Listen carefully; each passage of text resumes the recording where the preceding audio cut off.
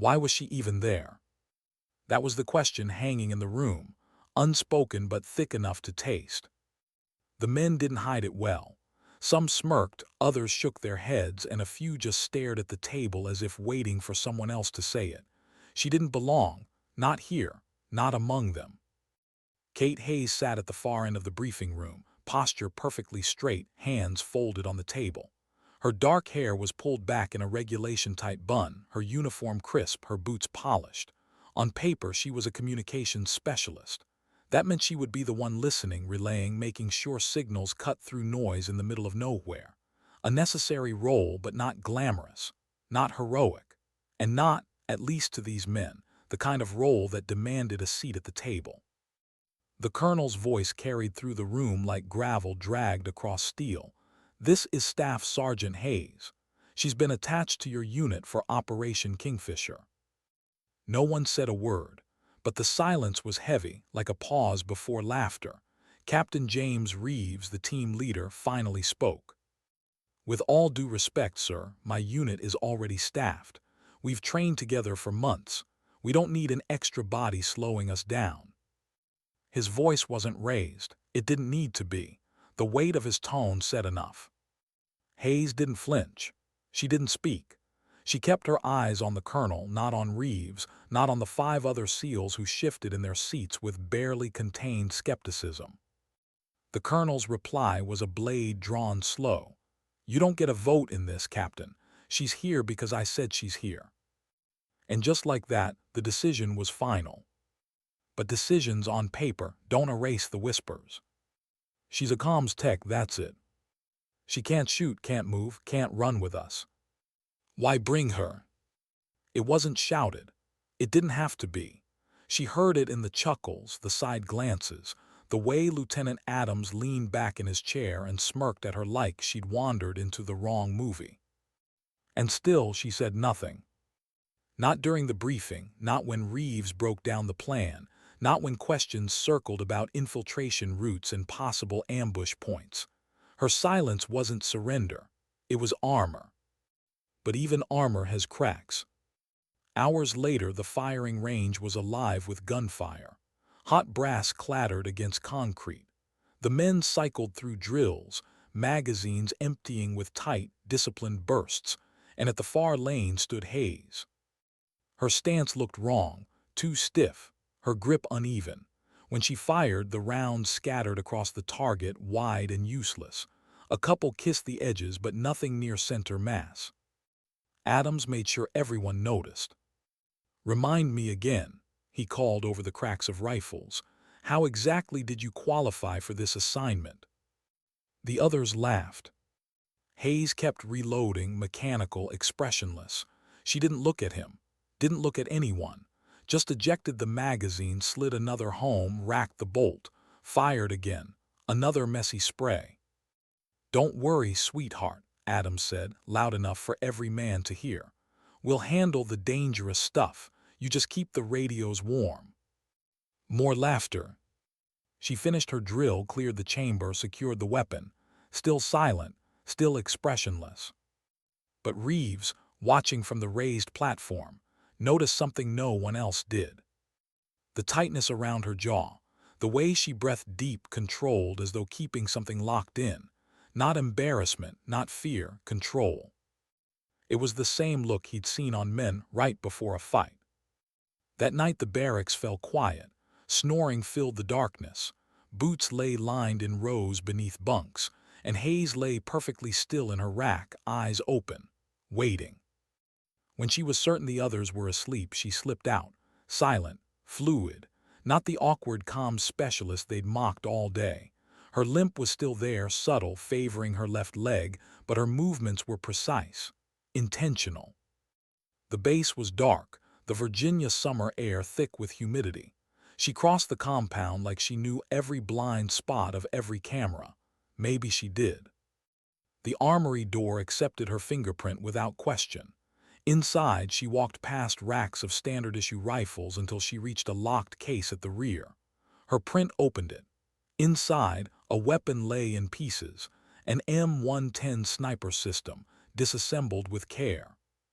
She assembled it like she'd done it 1,000 times. No hesitation, no fumbling.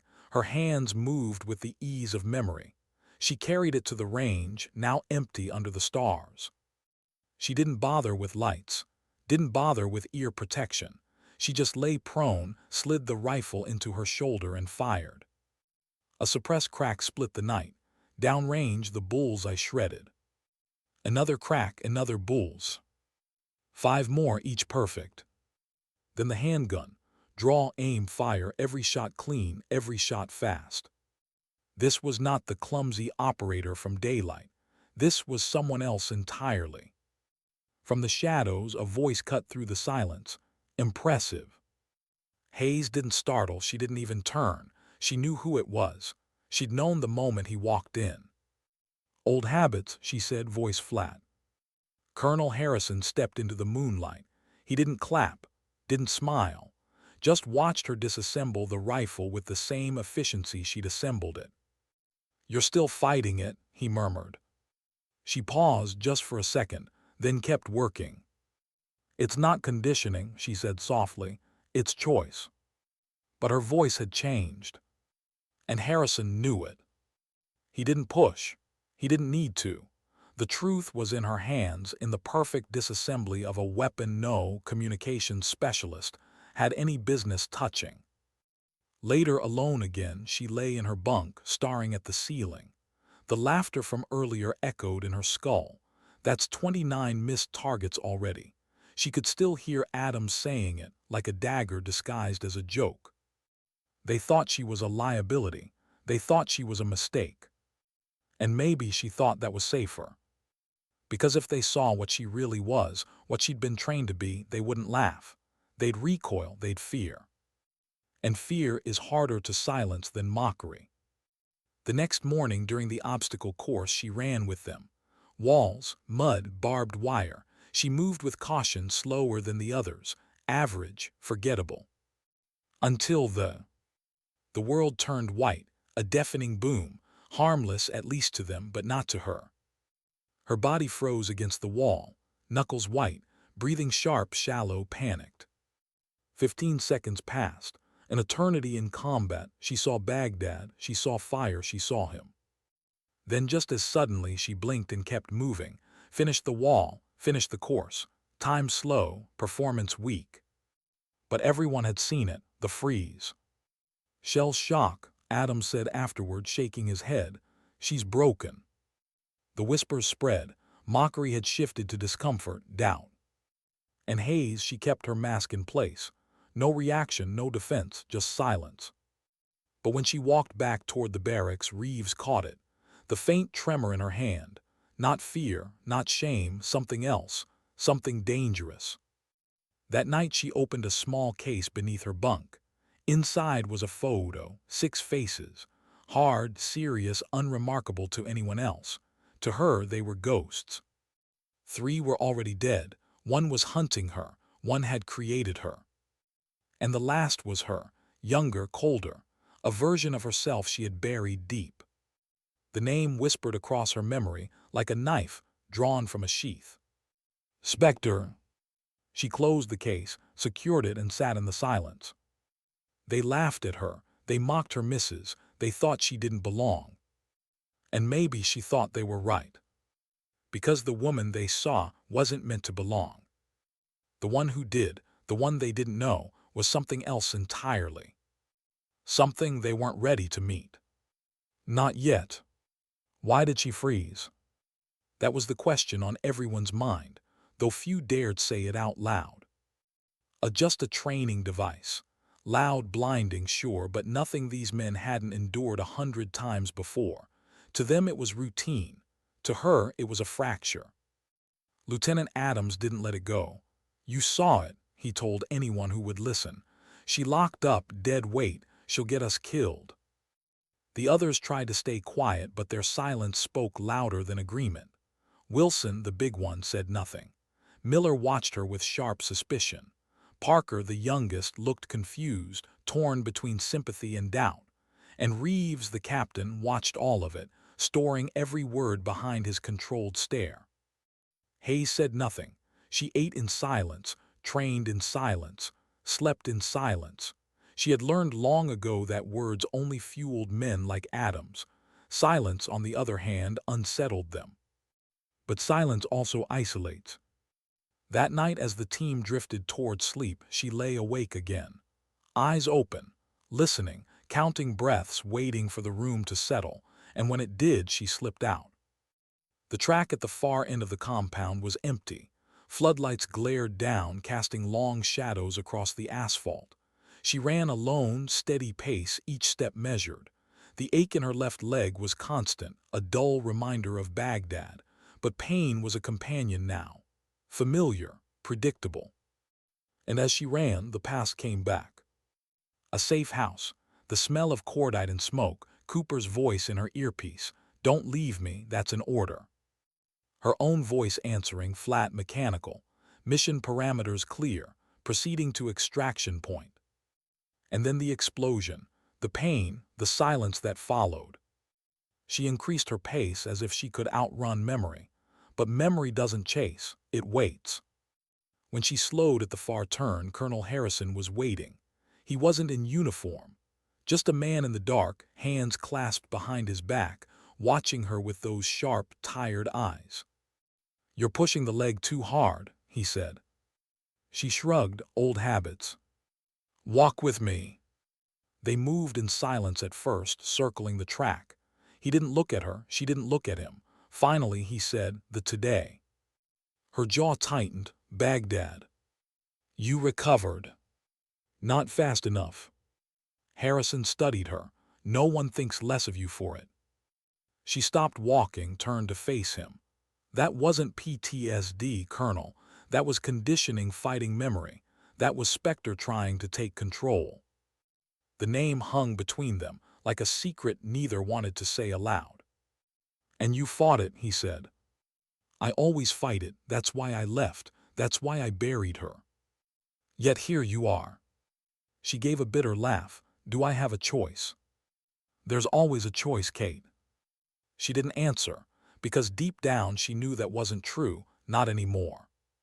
They walked on in silence until headlights cut across the compound.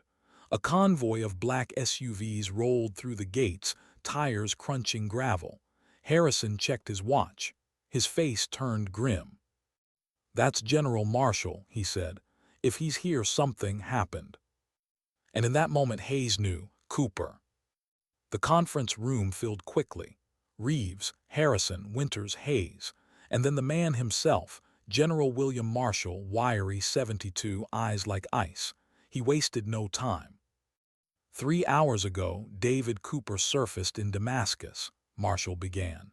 He was meeting with a former KGB psychological warfare specialist. If gains access to our protocols, he could reprogram operatives, reactivate them. The room chilled. Hayes sat still, but Reeves noticed the faintest change in her breathing. The news rattled her. Marshall continued, "Cooper isn't just hunting his former colleagues anymore. He's building something, and based on what we know, he has a target in mind." He slid a folder across the table. "Operation Kingfisher." Hayes didn't move, but her voice was steady. "It's not reconnaissance, is it?" "No," Marshall said. "It's extraction. We're going after Cooper, and you, Staff Sergeant, are both the bait and the trap." Reeves stiffened. "With respect, sir, my team hasn't been briefed on any of this. If we're deploying into hostile territory, we need full disclosure." "Top secret clearance?" Marshall asked. "Yes, sir." "Not high enough." The weight of that truth sank over the table. Secrets layered upon secrets. Then Marshall turned to Hayes. "The question is whether you're ready. Harrison says the conditioning is still active, but you're fighting it. That won't work. We need Spectre at full capacity." Her gaze never wavered. "I haven't been Spectre in 2 years by choice. Choice is a luxury we don't have." He listed the names. Edward, Maria, James, all dead, all ghost knife operatives, all executed the same way. Cooper's signature. Hayes didn't move, but her hand froze on the table, perfectly still, not relaxed, restrained. "He's sending a message," she said softly. To you, Marshall confirmed. He knows you're the only one left who might stop him. Winters spoke for the first time. Or join him. Her head snapped toward him, eyes sharp. He tried to kill me in Baghdad. That's not respect. No, Winters said calmly. It was a test. One you passed. He knows you're the only other operative whose conditioning is as complete as his own. The silence that followed was heavy. Finally, Hayes asked, "What does he want?" Marshall exchanged glances with the others, then said it. He wants to expose Ghost Knife. Every operative, every handler, every file. If he succeeds, they'll all be hunted. And then Marshall played the recording. Cooper's voice filled the room, smooth, confident, cold. Hello, Kate. I assume they've told you what I plan to do. Don't let them turn you back into a weapon. You're better than that. Better than all of them. You proved it in Baghdad when you chose the mission over me. Her face went still, eyes fixed on the recorder. I'm going to burn it all down, Kate. The program, the people who made it, everything. And when it's over, only you and I will remain. I hope you'll join me. But if you won't, you know what has to happen. The message ended. Silence filled the room. Hayes finally looked up, her eyes colder now. Not Spectre, not Hayes, something between. What do you need me to do? Marshall didn't hesitate. Train with Reeves's team, deploy to Afghanistan, draw Cooper out, and when he comes for you. Her voice finished it for him. I kill him. The words were flat, inevitable. Later, when the team gathered for the next phase of training, Adams muttered, "She's different. Watch her eyes. Sometimes it's like she's someone else." Wilson shrugged, above our pay grade. But Reeves wasn't so sure. He'd seen it too. The way she moved when she thought no one was watching. The way her silence wasn't weakness but restraint. And as the sun set over the training grounds, Hayes stood at the obstacle course again. Alone. 90 minutes until deployment. 90 minutes to choose, keep fighting the conditioning, or let it in.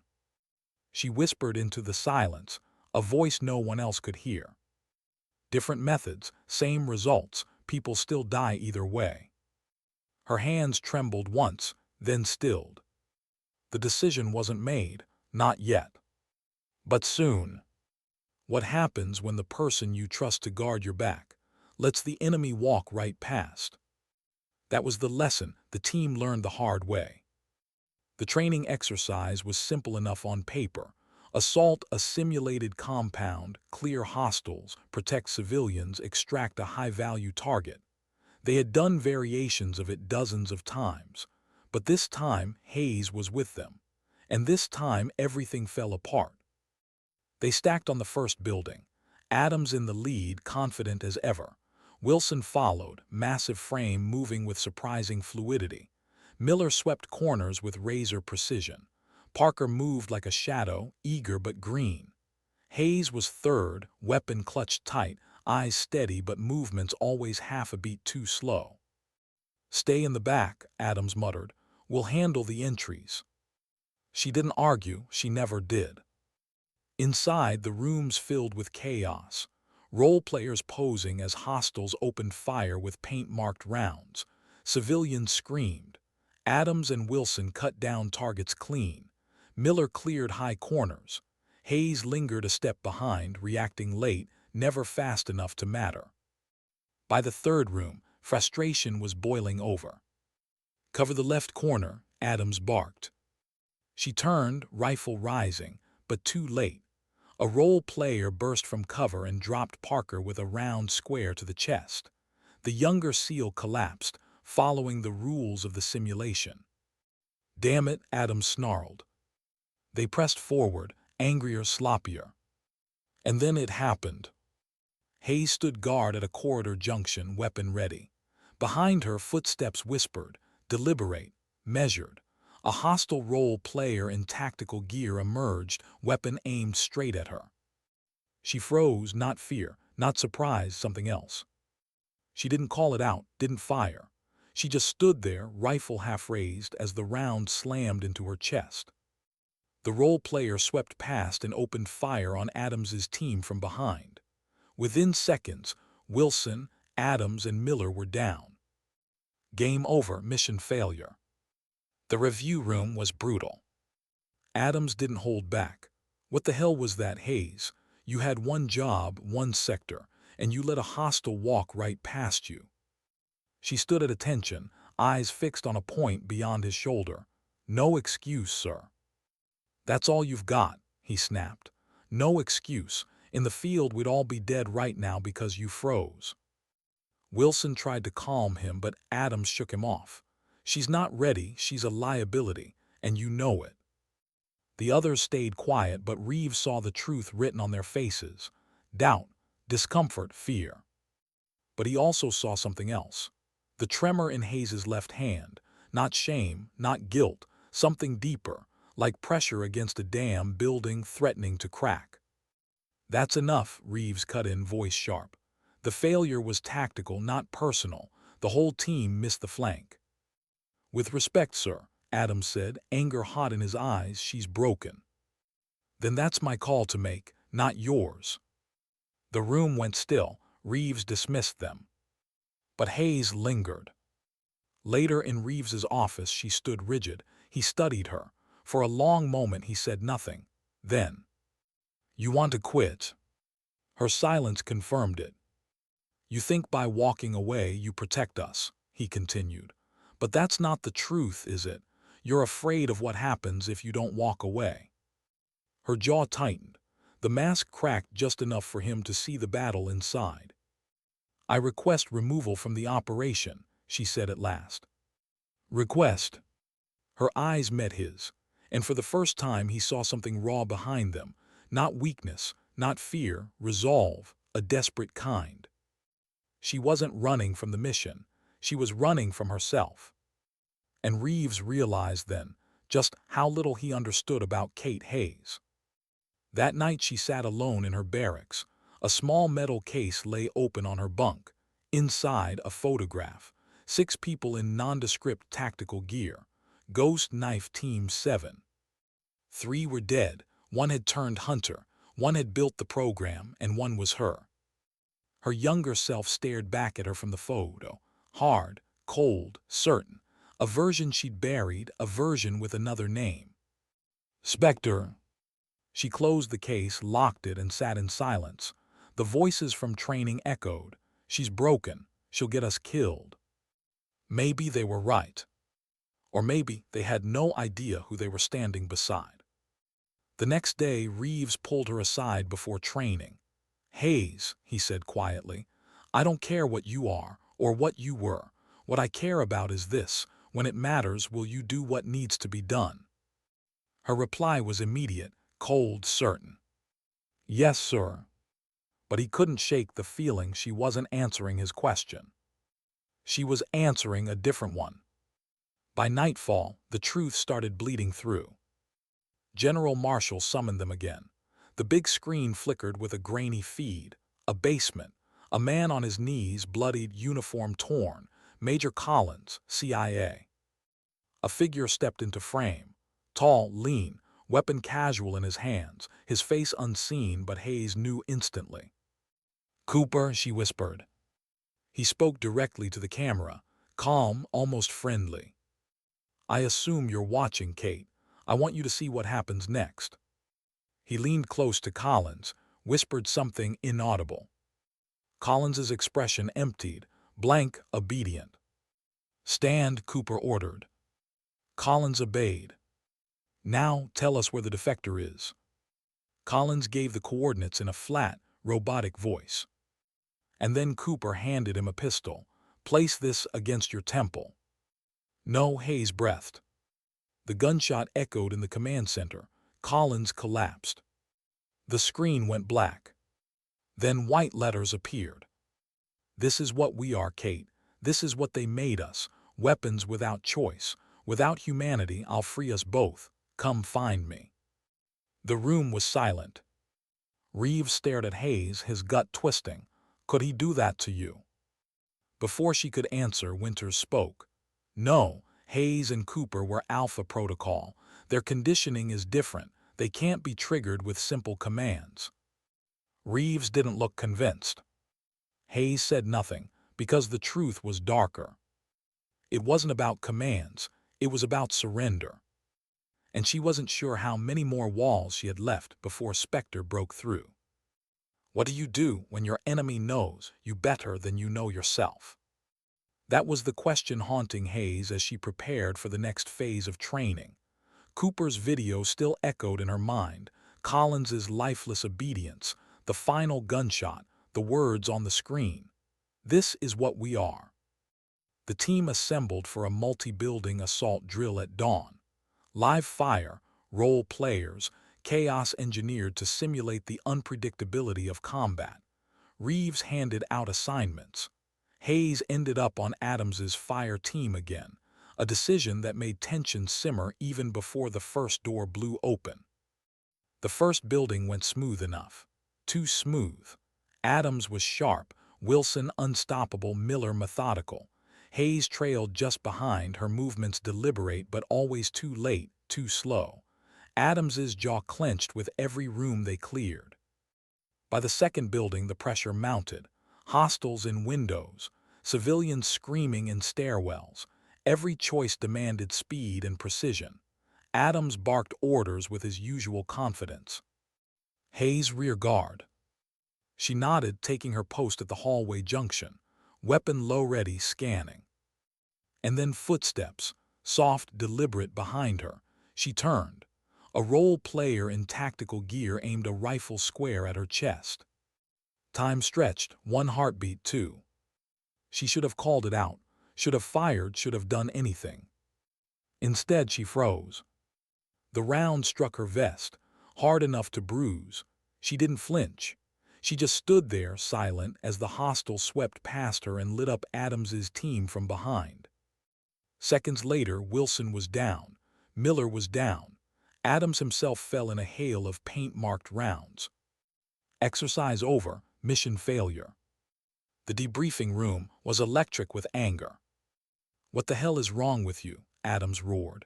"You froze again. You let him walk right past you." Hayes stood at attention, eyes locked forward. "No excuse, sir." "No excuse," his voice cracked with fury. "That's all you have to say. In the field we'd be dead." Wilson tried to calm him, but Adams wouldn't be silenced. "She doesn't belong here. She's broken." The words hung heavy in the air. Reeves finally stepped in. "That's enough. The failure was on the team, not just Hayes." "With respect, sir," Adams shot back, "she's dangerous to have beside us. You saw it. We all saw it." The room went quiet. Hayes didn't move, didn't speak, but Reeves noticed her hand trembling just slightly. Not fear, not shame, something else. A wall beginning to crack. "Dismissed," Reeves ordered. Later in his office, Hayes stood stiff-backed, eyes unreadable. "You want to quit?" Reeves said. Her silence was answer enough. "You think walking away protects us," he continued. "But it's not us you're protecting, is it?" Her jaw flexed. Finally she said it. "I request removal from the operation." "Request?" Her eyes flicked to his, and for 1 second the mask slipped. He saw something raw, fear wrapped in iron, a desperate resolve to keep something buried. She wasn't running from combat. She was running from herself. That night, alone in her barracks, she opened a small case hidden beneath her bunk. Inside, a photograph of 6 operators in indistinct tactical gear. Ghost Knife Team 7. 3 were dead. 1 hunted her now. 1 had built her, and the last was her, younger, harder, colder, a version she'd buried with another name. "Spectre." She closed the case, locked it, and sat in silence. The whispers from training echoed. "She's broken. She doesn't belong." Maybe they were right, or maybe they had no idea who they were standing beside. The following day brought no reprieve. General Marshall summoned them all to the command center. The screen flickered to life, showing grainy video from Kabul. A safe house, operators moving with surgical precision, not Taliban, not militia, something else. 4-man team, Hayes observed without hesitation. 2 breach, 1 overwatch, 1 security, ghost knife standard. Marshall nodded grimly. The defector inside that safe house is gone, likely in Cooper's hands. The footage zoomed in. A tall figure with a familiar gait moved through the chaos. "It's him," Hayes whispered. "The way he holds his rifle adjusts for the shoulder injury. That Cooper." Reeves glanced at her. The certainty in her voice left no room for doubt. Marshall's expression hardened. "He knows we're coming. He's setting the stage, wheels up in 90 minutes. Reeves's team dispersed to prepare. Hayes lingered, staring at the frozen image of Cooper. "He's forcing your hand," she said quietly, "making you activate me before you're sure I'm ready." Marshall didn't deny it. "Are you ready?" "I don't know," she admitted. Winters stepped forward. His voice was calm, clinical. "You can't fight the conditioning anymore. Not if you want to survive. Not if you want your team to survive." Her eyes narrowed. Concern, Colonel, or pragmatism? "Both." Hayes looked back at the screen. Collins's lifeless obedience replayed in her mind. She knew what it meant. Cooper was using second-generation conditioning on others. If he could weaponize them, there would be no limit to the damage. Finally, she turned to Marshall. "All right, do it. Give me the phrase." Winters hesitated. Once activated, reversion becomes harder. Every transition erodes compartmentalization. "I know the risks," she said. "But Cooper isn't expecting Hayes, he's expecting Spectre." Winters's eyes met hers. Then he spoke 3 words, simple, ordinary, words that meant nothing to anyone else. "Ghost knife, execute." The change was subtle. No dramatic shift, no sudden gasp, just stillness, focus. The tremor in her hand vanished. The limp disappeared, her body aligned with perfect efficiency. When she spoke, her voice was the same, and yet not the same, more precise, more deliberate. "Activation confirmed. Spectre operational." Marshall studied her closely. No hesitation, no instability, just lethal calm.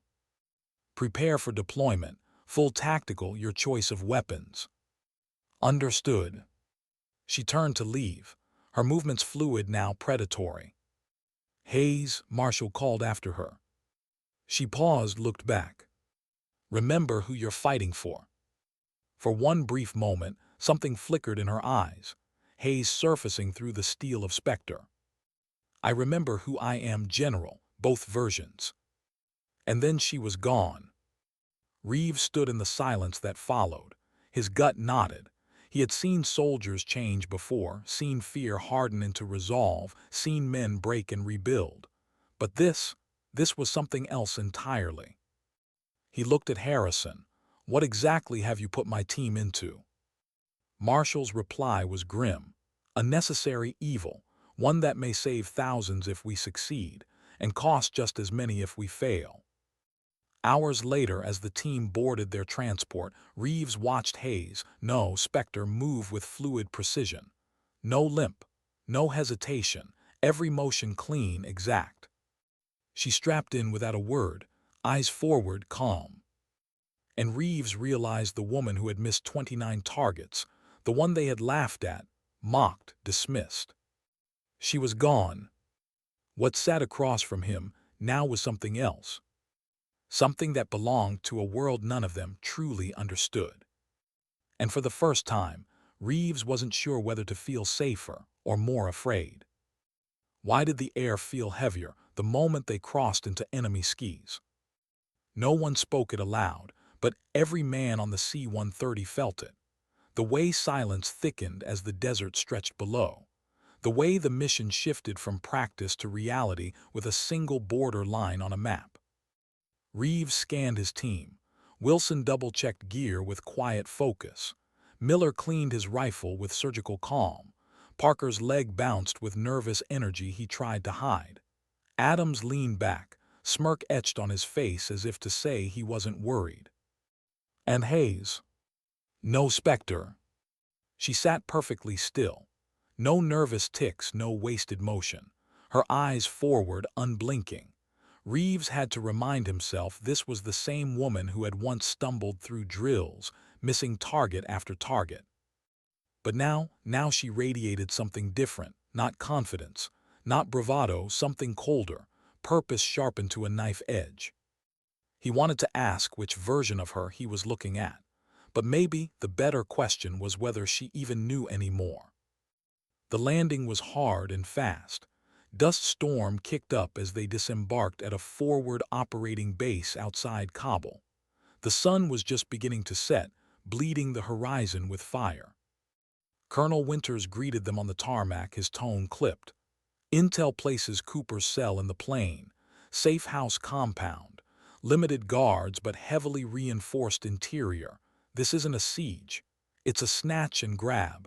We get in, get him, and get out before he knows what hit him. Adams muttered under his breath, "Yeah, because that'll go smooth." Winters ignored him. Spectre takes point on identification. Cooper will try to bait her. He knows her conditioning. He'll test her. Don't let him fracture the team. Reeves frowned. And if he already expects us? Winters' silence was answer enough. Night fell quick. The mountains swallowed the last light. Under cover of darkness, the team moved. Humvees hummed through the dust until the road ended. Then boots on gravel, rifles tight, NVGs flicking green across the world. Spectre led, every step deliberate. She scanned the terrain not like a comms specialist, but like someone who had once built this kind of approach herself. Reeves whispered into comms, "Hayes, report." Her reply was soft, precise. 3 guards, 1 on the roof, 2 packing the courtyard, rotations every 60 seconds. South wall weakest entry, recommend breach there. Adams muttered, now she notices details. Wilson shushed him. They stacked on the south wall. Miller set charges, breath held, countdown. The breach was clean, no alarm. The first 2 guards dropped without sound. The roof sentry never knew what hit him. They flowed into the compound. Rooms cleared, corners sliced. Spectre moved like liquid death, fast, silent, exact. Not a wasted shot, not a wasted breath. And then the trap closed.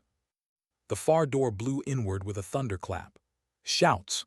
Cooper's men surged in, disciplined, trained. Not militia, not amateurs, professionals. Gunfire lit the night. Wilson dropped 2 before taking cover. Miller swept a hallway with surgical bursts. Parker shouted contact left, voice shaking but steady. Adams cursed as rounds ripped into the wall beside him. Spectre froze, not in fear, in recognition.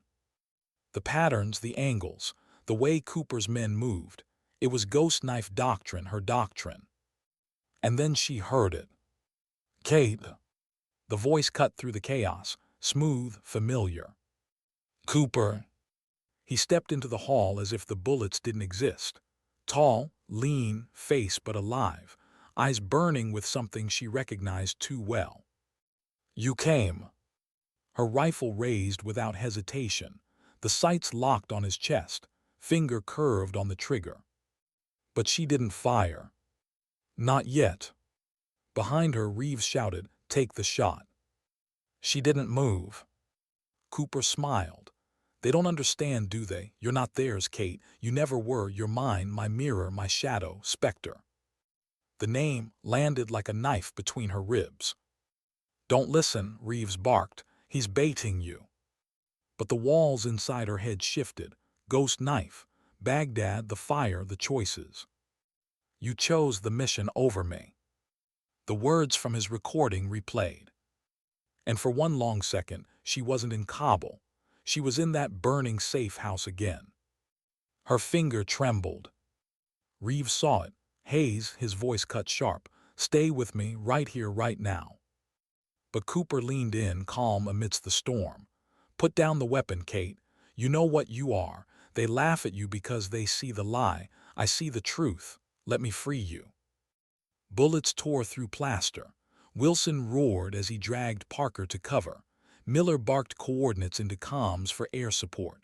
Adams fired until his rifle clicked dry. And Spectre stood caught between 2 worlds. She could end it right now, one shot, one breath. But the trigger stayed heavy. Finally, Cooper stepped back, slipping into the chaos. His men covered his retreat with brutal efficiency. In seconds, he was gone. The silence afterward was deafening. The safe house cleared but empty. No defector, no Cooper, just blood and broken walls. Reeves turned on her. What the hell was that? Her rifle lowered, slowly, deliberately. I saw him. You had him in your sights. I saw him, she repeated, voice flat, unreadable. Adam spat, told you she's broken. Reeves's anger burned, but he swallowed it. Not here, not now. Back at base, the debrief was brutal. Marshall demanded answers. Reeves had none. He was there, Hayes said simply. Why didn't you kill him? Marshall pressed. Her silence was answer enough. Winters studied her, eyes narrow, because he still has hold over her. That's not true, she snapped. The crack in her composure was small but real. Marshall's voice went low. Spectre, if you hesitate again, men will die. This isn't a game. You have one purpose, stop him. If you can't, then maybe Adams is right, you're the liability. The words cut, but she didn't flinch. That night she sat alone outside the barracks, desert wind cold against her face. Her rifle lay across her knees. The team's laughter from weeks ago still echoed. That's 29 missed targets already. Mockery, dismissal. And now she'd missed the only target that mattered. But the truth burned inside her. It wasn't a miss, it was a choice. Because part of her wasn't ready to kill David Cooper. Not yet. And that terrified her more than anything. How do you fight an enemy who knows your every weakness, because he helped build them? That was the question no one dared ask out loud, but it haunted every man on Reeves's team after Kabul. The mission had been a disaster. Cooper escaped. The defector vanished. And worst of all, Hayes' Spectre had him in her sights and let him walk away. Back at base, the air was heavy with doubt. Adams was the loudest. We all saw it. She froze again, first the drills, then the safe house. What's next? She freezes when he's got a knife to my throat. Wilson tried to rein him in. It's not that simple. He's playing head games with her. Head games don't get to me, Adams snapped. We can't afford a liability. Parker, younger and less certain, muttered, maybe she had a reason. Adams glared at him. Yeah, a reason to prove she's one of them.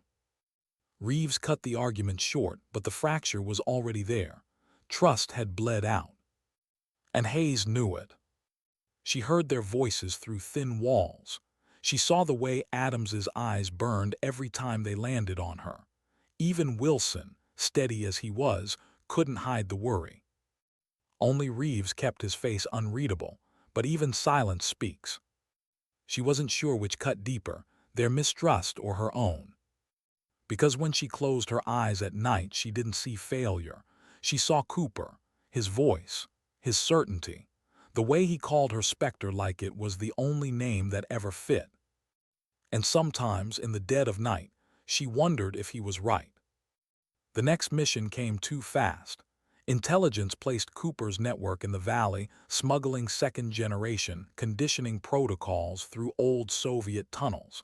A strike team was needed to intercept. Reeves's team was tapped again. Briefing was tense, maps spread, routes marked, objectives laid out. Primary target is, Winters explained. Capture if possible, kill if not. Cooper will be close. He wants us chasing him. He's using as bait. Adams folded his arms. So we're supposed to babysit Spectre again while she decides whether or not to pull the trigger. Winters's eyes narrowed. You forget yourself, Lieutenant. But the damage was done. The words hung in the air like a live grenade. Hayes said nothing. She just studied the maps, face carved from stone. Deployment was brutal. Thin air, jagged peaks, the valley a labyrinth of rock and shadow. The team moved in silence, every step weighted by tension that had nothing to do with terrain.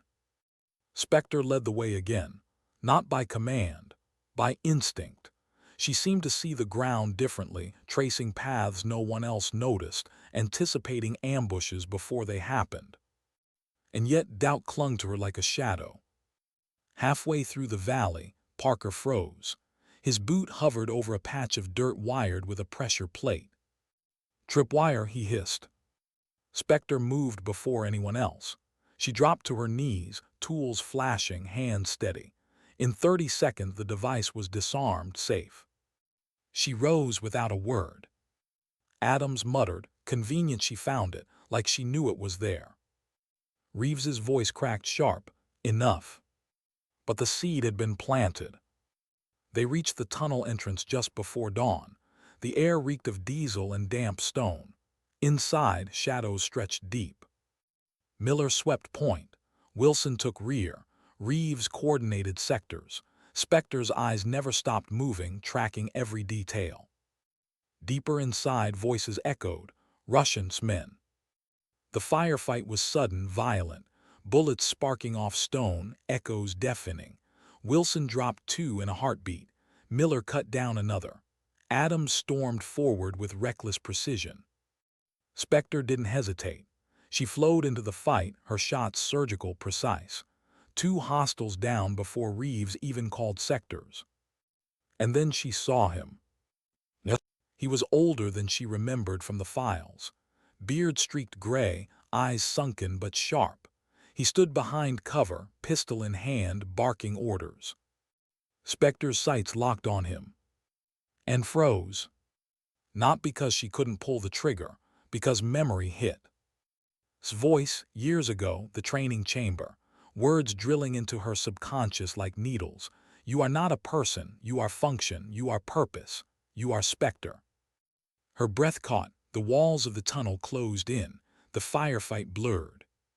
"Haze," Reeves's voice ripped through the haze. She blinked, fired. Crumpled. Silence crashed down. The fight was over. The team swept forward, but wasn't dead. Wounded, bleeding, gasping. Spectre stood over him, rifle steady. He looked up at her, lips curling in a weak smile. "My best creation," he whispered in Russian. "Even better than Cooper, still fighting me, still pretending you are her." Hayes's jaw clenched. "I'm not yours." Chuckled, blood flecking his lips.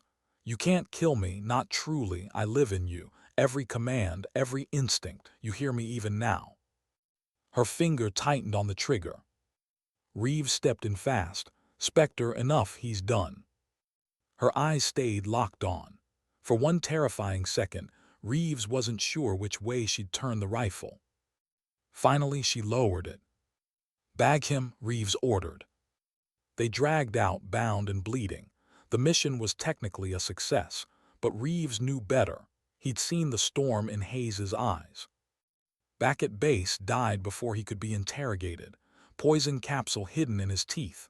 Another door closed, another lead lost. And Cooper, as always, one step ahead. That night, Reeves found Hayes outside, staring at the horizon.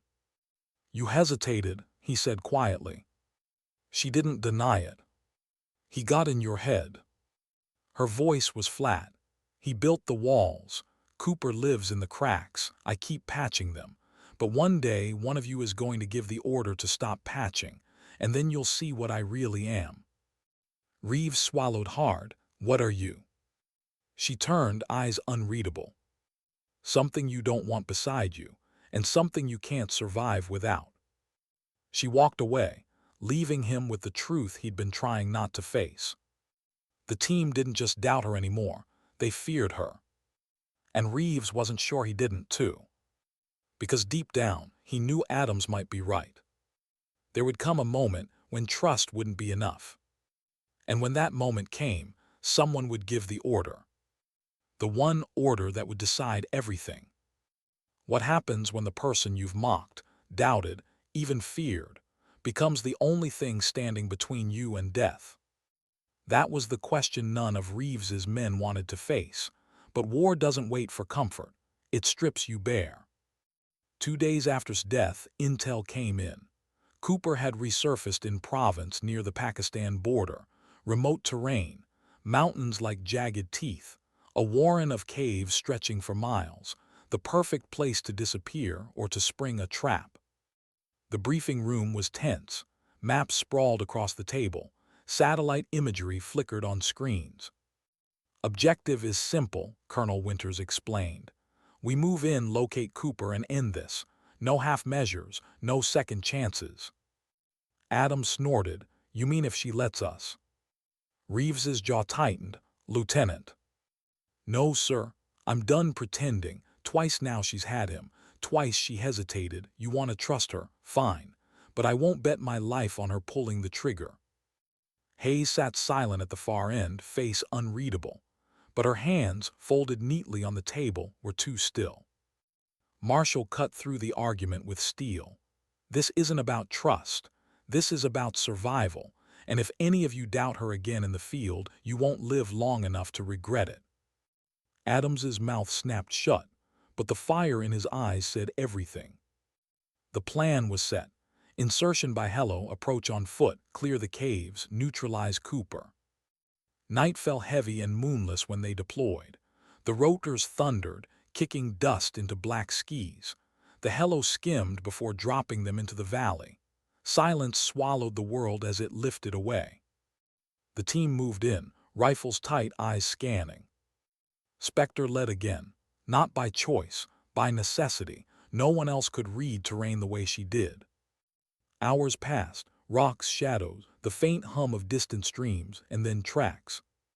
"3 men," she whispered, 2 days old, heading east. Reeves nodded. They followed. The cave mouth yawned open before dawn, a black scar in the hillside. Cold air seeped from within, carrying the faint metallic tang of gun oil. "Stack up," Reeves ordered. They moved in. The tunnels twisted like veins, every corner a blind spot, every shadow a threat. They cleared chambers one by one. Empty cots, ammunition crates, food supplies, signs of occupation, but too clean, too organized. And then the voice came. "Welcome home, Kate." Cooper's voice, echoing through stone, smooth and calm. Spectre froze. Her rifle tracked the sound, but the acoustics bounced it everywhere at once. "You brought friends," he continued. "That's good. I was hopping for witnesses." Gunfire erupted. Hostiles surged from side tunnels, disciplined, surgical, not militia, trained. Wilson dropped 2 before a round clipped his shoulder. Miller cut down another. Parker shouted for cover, young voice cracking under fire. Adams cursed, fighting like a man trying to prove a point. And Spectre, she moved like lightning. Shots precise, each one lethal. No hesitation, no mercy. But Cooper's voice followed her. "Every time you kill, Kate, you prove me right. You're not theirs. You're mine, Spectre." The name sank deep, too deep. And then they saw him. He stepped from the shadows as if the firefight didn't touch him. Rifle slung low, eyes sharp, calm smile cutting his face. "Stand down, Kate," he said softly. "I don't want to hurt you." Her rifle locked on him, finger curved. "Hayes," Reeves barked, "take the shot." Time froze. Cooper's eyes never left hers. "You know what you are. Stop lying to them. Stop lying to yourself. You're not Kate Hayes, you're Spectre, and you'll never be anything else." Her breath came sharp, the rifle trembled. And that's when Reeves saw it, the wall cracking, the same freeze he'd seen before, but worse. She wasn't just hesitating, she was breaking. "Kate," Reeves's voice thundered, "listen to me. Right here, right now, you are not his." But Adams shouted over him, panic raw in his throat. "She's gone, Captain, she's one of them." Cooper smiled wider. "He's right, you're mine." And Reeves knew the moment was here, the one he dreaded, the one Winters had warned him about. The SEAL order. If a teammate became a threat, if hesitation risked lives, the order was clear. Neutralize your own. The weight of it slammed into Reeves's chest. He saw Adams reaching for his sidearm. Saw Wilson bleeding, Miller pinned, Parker terrified. Saw Spectre standing there, caught between worlds, one breath away from choosing wrong. And he made the call. "Adams," Reeves roared, "stand down." Adams ignored him. He raised his pistol, eyes blazing. "She's compromised." Reeves's voice cracked with authority he'd never used before. "Seal Order 7, if she turns, drop her." The cave went still. Even in the chaos, those words cut everything down to silence. Adams's pistol stayed aimed at her head. Miller froze. Parker's breath hitched. Wilson's eyes went wide. Spectre didn't move, didn't flinch. Her eyes stayed locked on Cooper. And Cooper, he laughed, low, cold. "You see, Kate, even they know. They don't trust you. They never did. They're ready to kill you the second you hesitate, the second you remind them what you really are." The words echoed, drove deeper. And Reeves realized too late that he hadn't just saved the team. He'd handed Cooper a weapon. Because now the line was drawn in blood. Hayes was either theirs or she was. The firefight roared back. Cooper vanished into the tunnels. His men fought to cover his retreat. Spectre finally fired, cutting 2 down in clean succession. No hesitation now, only fury. But the damage was done. When the smoke cleared, Cooper was gone again. Wilson was bleeding bad. Miller shaken but steady. Parker pale as snow. Adams furious, eyes still locked on Hayes as if she were the real enemy. And Reeves stood in the ruin of his own order, knowing he just set the fuse on something none of them could control. That night silence hung heavy over the base. No laughter, no talk, just a weight pressing down on everyone. Hayes sat alone, hands folded, face blank. But inside, the words wouldn't stop. "Seal Order 7. Kill your own if they turn." And Reeves's voice giving it. She whispered into the dark, barely audible. "They'll kill me before they trust me." And for the first time, she wasn't sure if they'd be wrong.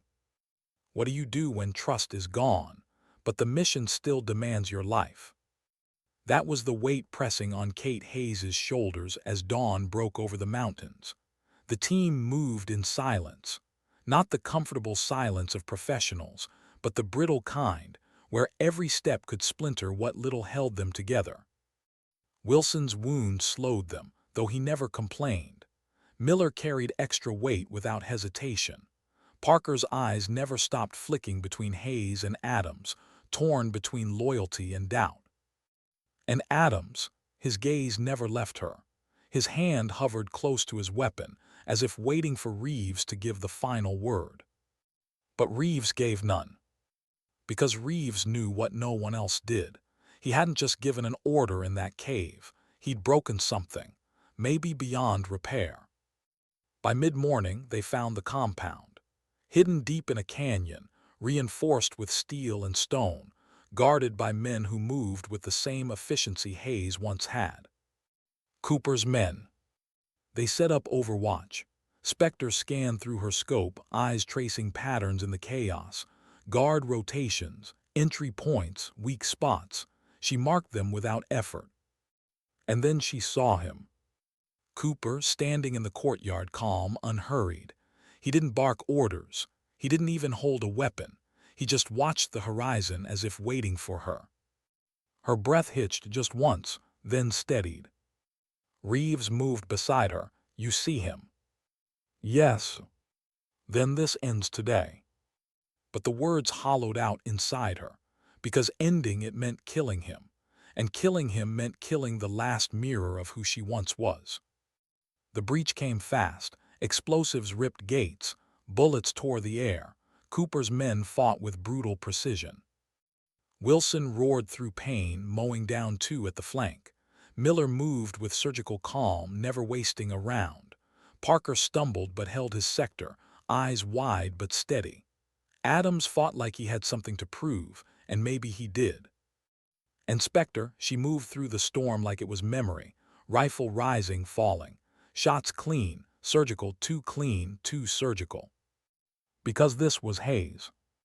This was Spectre unleashed. The team pushed deeper into the compound. through smoke and blood until they reached the central chamber. And there he was, David Cooper, standing alone, rifle slung low, calm as stone. "Kate," he said softly, "you came." Her rifle locked on him, finger curved. Behind her, Adams hissed, "Do it, end him." But Cooper's voice cut through everything. "You don't have to fight me, you don't have to fight at all. You and I, we are the same. Weapons they pretend are people, you felt it, every hesitation, every tremor, you know the truth." Her breathing hitched, she could feel it, the walls inside her head cracking, Spectre pushing forward, Hayes clawing back. "Stop lying to yourself," Cooper said. "You're not theirs, you never were, you're mine, my shadow, my specter." The rifle shook, sweat dripped. And then Reeves's voice cut in, strong, steady. "Hayes, look at me." She couldn't. "Look at me." Her eyes tore from Cooper, found Reeves. "You're not his," Reeves said, voice low, raw. "You never were, you are Kate Hayes. You choose who you are, not him, not me, not any order, you." Her heart thundered, the rifle steadied. And for the first time she felt the choice, truly felt it. Not conditioning, not programming, hers. She turned back to Cooper and whispered, "I'm not yours." The shot rang like thunder. Cooper staggered, eyes wide, shock etched across his face. He fell to his knees, blood pooling. And in his last breath he smiled. "Then maybe you really are free." He collapsed still. The silence after was heavier than gunfire. Hayes lowered her rifle. Her hands shook, not from conditioning, from release. Adams muttered, "Finally." But Reeves's eyes never left her. He saw it, the tremor, the rawness, the cost. They exfiltrated under fire. Wilson nearly collapsed from blood loss. Parker dragged him to safety with strength born from fear and loyalty. Miller covered their retreat with unshakable calm. Adams cursed every step. And Hayes, she carried nothing but the weight of her own choice. Back at base, Marshall debriefed them. Cooper confirmed dead, gone, the threat contained for now. The team dismissed, one by one. Adams stormed out first. Wilson limped, leaning heavy on Parker. Miller offered a silent nod. Reeves lingered. Hayes stood across from him, still as stone. "You saved us," he said quietly. Her reply was soft. "Or I doomed us, time will tell." He stepped closer. "I gave the order, Hayes, Seal Order 7. I'd have dropped you if I thought I had to, but you proved me wrong." She met his eyes, tired but steady. "No, I proved myself." And for the first time, he believed it. That night, alone in her quarters, Hayes opened the small metal case. The photograph of Ghost Knife stared back at her. 6 faces, 5 ghosts. She traced her younger self with one finger, then closed the case, locked it. For the first time, she didn't feel Spectre clawing behind the walls. She felt Hayes. Still broken, still but hers. She whispered into the silence, not for Cooper, not for Reeves, not for anyone, just for herself. Sometimes dignity doesn't speak, it simply acts.